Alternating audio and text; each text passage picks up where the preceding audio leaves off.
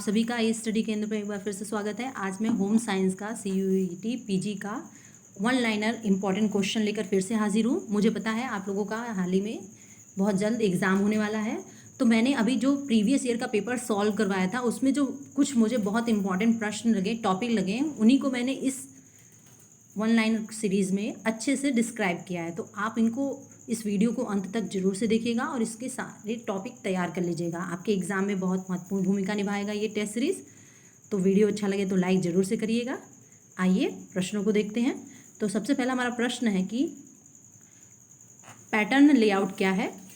तो ध्यान दीजिएगा, पैटर्न लेआउट कपड़े पर विभिन्न पैटर्न के टुकड़ों की व्यवस्था के रूप में परिभाषित किया जाता है।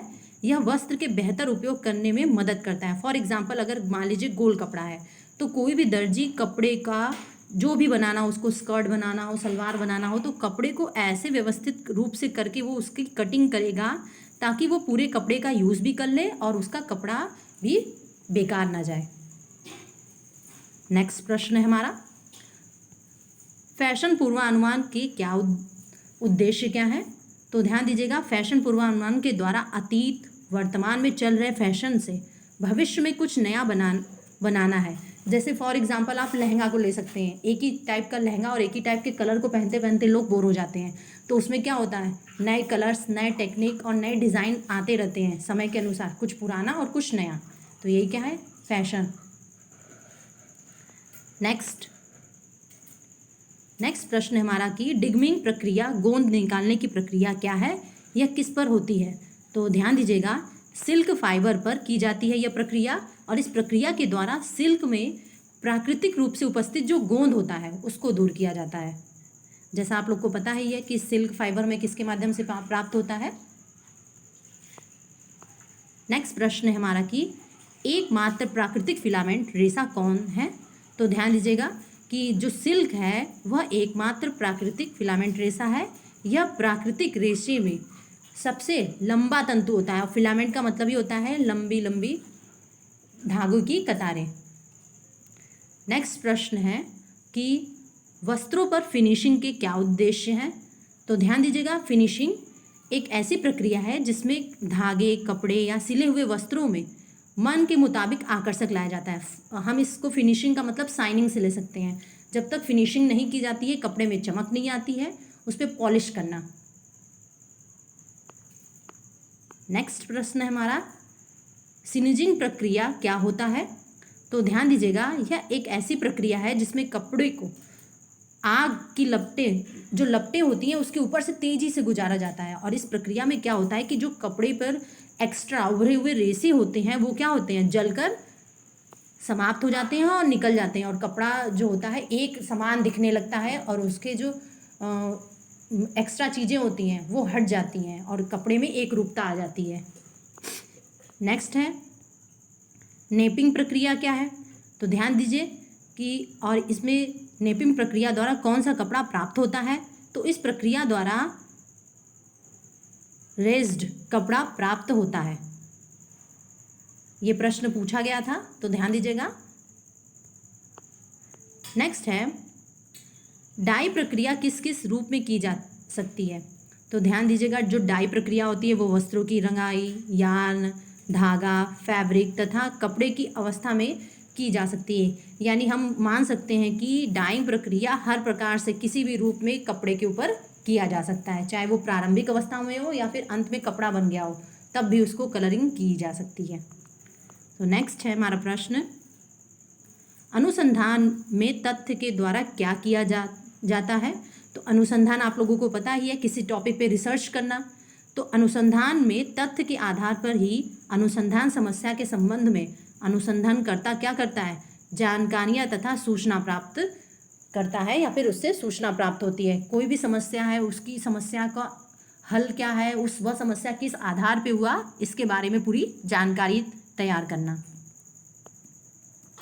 नेक्स्ट है कि तथ्यों के प्रकार कितने हैं, टाइप्स ऑफ डाटा। तो जो डाटा होते हैं तथ्यों के, ये दो प्रकार के होते हैं। तो जैसा कि आप लोगों को पता ही होगा कि प्राइमरी डाटा होते हैं और सेकेंडरी डाटा होता है। ये भी बहुत इंपॉर्टेंट प्रश्न है, इसको भी ध्यान में रखिएगा कि डाटा कितने टाइप्स के होते हैं। तो डाटा जो होते हैं दो प्रकार के होते हैं, एक प्राइमरी डाटा और दूसरा होता है सेकेंडरी डाटा। अब इनको हम समझते हैं कि प्राइमरी डाटा क्या होता है।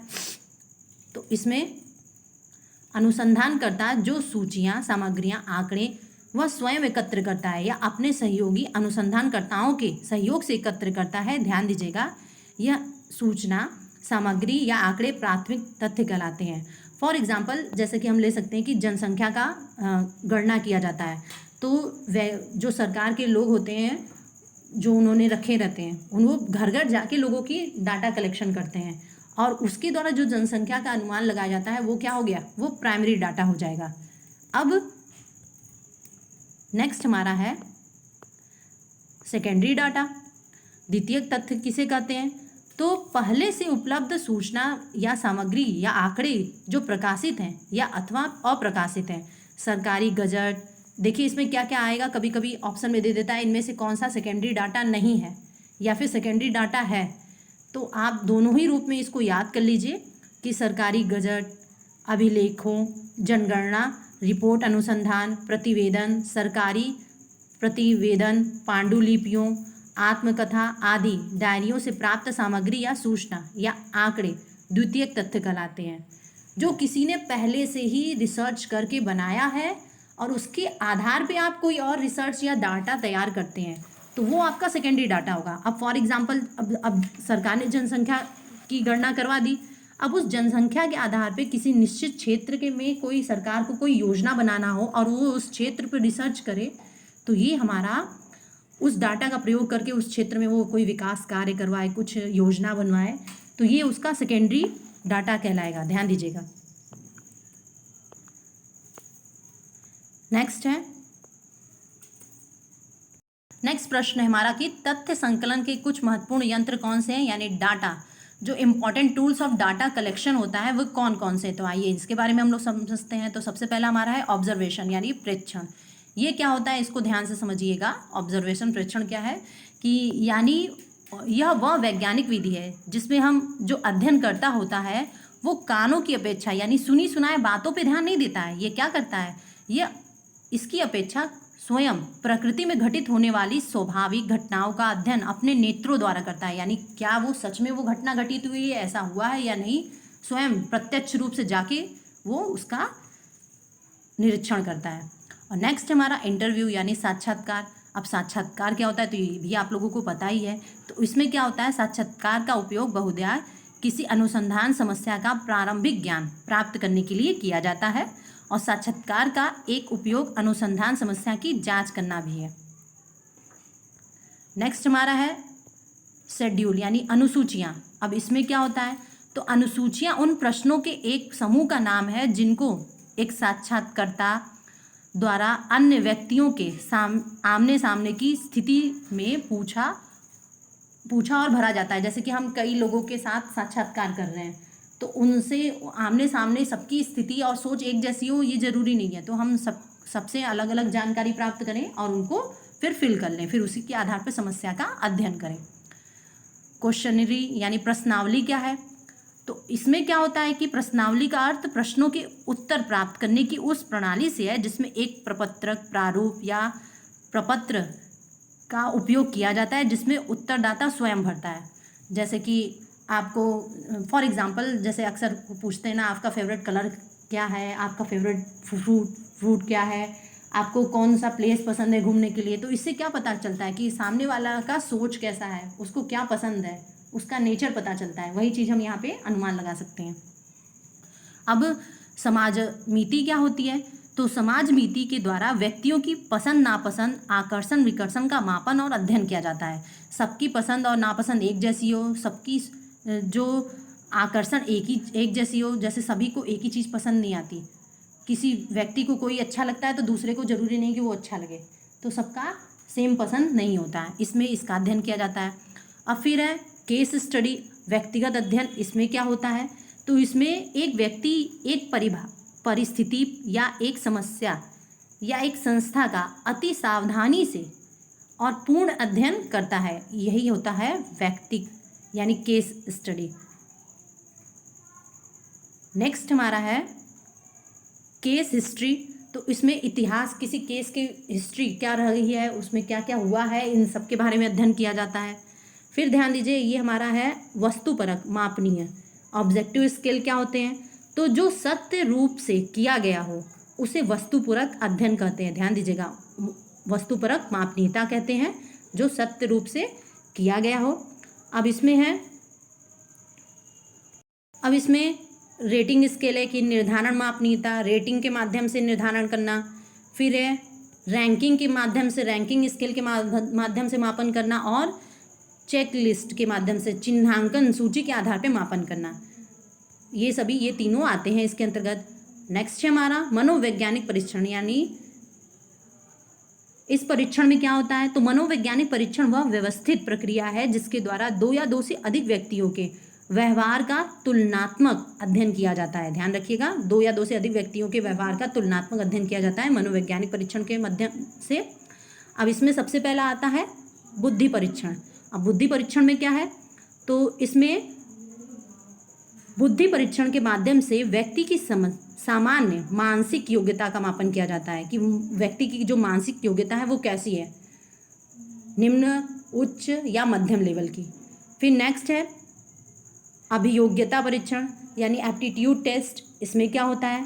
इसके माध्यम से व्यक्ति के किसी भी विशिष्ट प्रकार की क्रिया और सीमित क्षेत्र में व्यक्ति की शक्तिकृत योग्यता को मापा जाता है। जैसे हर व्यक्ति में कुछ अलग क्वालिटीज और गुण होते हैं, सभी व्यक्ति में सेम क्वालिटी और गुण हो ऐसा नहीं है, तो वही जो अलग क्वालिटी है उसके बारे में मापन किया जाता है। नेक्स्ट है अभिरुचि सूची। इसमें क्या होता है? इसमें एक विशेष विषय या पाठ्यक्रम के विभिन्न विषयों के व्यक्ति के ज्ञान, समझ और कुशलता का मापन किया जाता है। और लास्ट जो हमारा है व्यक्तित्व परीक्षण है, पर्सनालिटी टेस्ट। इसमें क्या किया जाता है? तो इस परीक्षण में व्यक्ति के व्यक्तित्व का मानकीकरण किया जाता है। ध्यान दीजिएगा, व्यक्ति के व्यक्तित्व का क्या किया जाता है? मानकीकरण। नेक्स्ट प्रश्न ध्यान दीजिए। प्रश्न है कि अनुसंधान का अर्थ क्या है? तो नवीन ज्ञान की प्राप्ति के लिए व्यवस्थित प्रयास ही अनुसंधान है तथा पुराने शोध से तत्कालीन समय में पुनः व्यवस्थित शोध द्वारा नए ज्ञान को जोड़ना। आप लोगों ने ध्यान दिया होगा कि समय समय पर नए नए अनुसंधान होते रहते हैं, तो उन्हीं अनुसंधान को और भी उसमें क्या नया जोड़ सकते हैं, क्या कमियां रह गई हैं, कोई अनुसंधान करता उस पर रिसर्च करे और उसमें कुछ नया खोज जोड़कर ऐड कर दे, वही क्या है? अनुसंधान है, रिसर्च प्रक्रिया। नेक्स्ट है परिकल्पना की परिभाषा बताइए। तो ध्यान दीजिएगा, परिकल्पना क्या है? ध्यान दीजिएगा, जो परिकल्पना शब्द ये 2 शब्दों से मिलकर बना है, परि धन कल्पना। परि मतलब पहले से और कल्पना मतलब विचार करना, जिसके बारे में पहले से हमने कल्पना कर रखी है, विरूप रेखा तैयार कर रखी है, वही परिकल्पना है। अब इसमें परिभाषा गुड और हॉट के द्वारा जो दिया गया है वो ध्यान दीजिए कि परिकल्पना यह बताती है कि हमें क्या खोज करनी है। परिकल्पना भविष्य की ओर देखती है। ध्यान दीजिएगा, भविष्य में हम क्या खोज सकते हैं, जो हमारा अनुमान है, वो जो हमने सोच रखा है वो हो सकता है। यह एक तरह का पूर्ण वाक्य होता है। इसकी वैधता की परीक्षा की जा सकती है। यह सत्य भी सिद्ध हो सकता है या और असत्य भी। अब जैसे कि पास्ट में लोगों ने बिना पेट्रोल के चलने वाली कार के बारे में परिकल्पना की थी, इन फ्यूचर अब उसको धीरे धीरे लोगों ने साकार भी करना शुरू कर दिया। तो ये क्या है? एक समय में ये परिकल्पना थी, अब ये सत्य सिद्ध हो गया। ये असत्य भी सिद्ध हो सकता था। बहुत सारे ऐसे रिसर्च हैं जो अभी भी चल रहे हैं। नेक्स्ट प्रश्न है हमारा कि शोध समस्या क्या है। तो ध्यान दीजिएगा, जिस विषय पर या कथन पर अनुसंधान करता शोध करता है वही शोध समस्या कहलाता है। जिसके संबंध में अनुसंधान करता परिकल्पना करता है, अर्थात रिसर्च का विषय, यानी जिस भी विषय में हम खोज कर रहे हैं वो क्या है, वो क्यों है, वो कैसे है, इसके बारे में। तो जब तक इन सभी के आंसर नहीं मिल जाते हमें, तो वो क्या है? हमारे लिए एक समस्या है और इसी पे हमें शोध करना है। नेक्स्ट प्रश्न है हमारा, प्रतिचयन का अर्थ क्या है। तो ध्यान दीजिएगा, यहाँ पे एक परिभाषा दी गई है कर्लिंगर के अनुसार कि किसी जनसंख्या या समष्टि में से उसके प्रतिनिधि स्वरूप एक अंश चुन लेने को ही प्रतिचयन करते हैं। प्रतिचयन मतलब सैम्पलिंग। सैंपल क्या होता है, ध्यान दीजिएगा, सैंपल उस पूरी चीज जो भी डाटा होता है उसके पूरे चीज को, पूरे ग्रुप को प्रतिनिधित्व करता है। यहाँ पे पूर्व निर्धारित, हम एक ये भी कह सकते हैं कि पूर्व निर्धारित योजना के अनुसार एक समूह में से निश्चित प्रतिशत की इकाइयों का चुनाव ही प्रतिचयन, हम कह सकते हैं निश्चित प्रतिशत इकाइयों का चुनाव यानी सैंपलिंग ही प्रतिचयन कहलाता है। नेक्स्ट है कि प्रतिचयन के प्रकार कौन कौन से हैं, तो ध्यान दीजिएगा, प्रतिचयन मुख्यतः दो प्रकार का होता है, नॉन प्रोबेबिलिटी सैंपलिंग और प्रोबेबिलिटी सैंपलिंग, यानी कि असंभाव्य प्रतिचयन और संभाव्य प्रतिचयन। तो ध्यान दीजिएगा, अब इसमें असंभाव्य प्रतिचयन में कुछ प्रकार हैं और असंभाव्य प्रतिचयन के भी, असंभाव्य और संभाव्य दोनों प्रतिचयन के कुछ प्रकार हैं, तो उनको हम लोग समझते हैं। तो सबसे पहला है असंभाव्य प्रतिचयन यानी नॉन प्रोबेबिलिटी सैंपलिंग। क्या होती है, तो इसमें पहला दे रहा है कि उद्देश्यपूर्ण प्रतिचयन। अब इसमें क्या होता है, तो ध्यान दीजिएगा, इसमें जो असंभाव्य प्रतिचयन होता है, इसमें जो अध्ययनकर्ता होता है अध्ययन इकाइयों का चयन इस आधार पर करता है कि अध्ययन इकाइयों में समस्या के अध्ययन, जो अध्ययन की इकाइयां हैं, जो उसकी समस्या है उसकी क्या हो सके, पूर्ति हो सके। अब इसमें जो सबसे पहला दे रहा है कि उद्देश्यपूर्ण प्रतिचयन। अब इसमें क्या है, तो इस प्रतिचयन में इसमें क्या होता है कि उद्देश्य के अनुसार अध्ययन इकाइयों का चयन किया जाता है। जो सैंपलिंग है वो उद्देश्य के आधार पर की जाती है। दूसरा है अंश प्रतिचयन। अब इसमें क्या है, तो इसमें किसी अंश या वर्ग के प्रत्येक अंश का आकस्मिक प्रतिचयन किया जाता है। फॉर एग्जाम्पल, जैसे कि हम जनसंख्या का सैंपलिंग कर रहे हैं। अब जनसंख्या में सारे लोग एक एज के नहीं हैं, कुछ बच्चे हैं, कुछ युवा हैं, कुछ प्रौढ़ हैं और कुछ क्या हैं, ओल्ड हैं। तो अब हमें प्रौढ़ों के ऊपर रिसर्च करना है, तो ये क्या है, जनसंख्या का एक अंश होगा। आपको समझ में आ गया होगा। अब है आकस्मिक प्रतिचयन। आकस्मिक प्रतिचयन क्या होता है, तो इसमें जो प्रतिचयन विधि है, इसमें अध्ययन इकाइयों का चयन आकस्मिक आधार पर किया जाता है। जैसे कि हमें अचानक कोई डाटा कलेक्शन करना हो और किसी समस्या का समाधान करना हो, तो हम अचानक से ही डाटा कलेक्ट कर लेंगे। नेक्स्ट है हमारा सुविधा अनुसार प्रतिचयन। सुविधा अनुसार प्रतिचयन में क्या आएगा, तो इस विधि में अध्ययनकर्ता जो है अपनी सुविधा अनुसार इकाइयों का चयन कर लेता है। और स्वेच्छा अनुसार प्रतिचयन, तो इसमें भी वही चीज़ है कि अब दे ही रहा है सेल्फ सेलेक्टेड सैंपलिंग, यानी अपने से हम इसमें जो अध्ययनकर्ता होगा वो क्या करेगा, स्वयं अपने से स्वेच्छा अनुसार जो वो सैंपलिंग कर लेगा। नेक्स्ट आइए, अगला हमारा है कि संभाव्य प्रतिचयन के प्रकार क्या है, यानी प्रोबेबिलिटी सैंपलिंग क्या होती है। तो अब देखिए, इसमें भी कई प्रकार है। तो इसमें है रैंडम सैंपलिंग, यानी इसको हिंदी में अनियत या संयोगिक प्रतिचयन कहते हैं। तो इसमें क्या होता है कि इसमें प्रत्येक इकाई के चुनने जाने का जो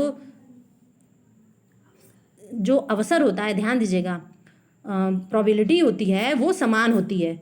जैसे कि हम कह सकते हैं लॉटरी मेथड।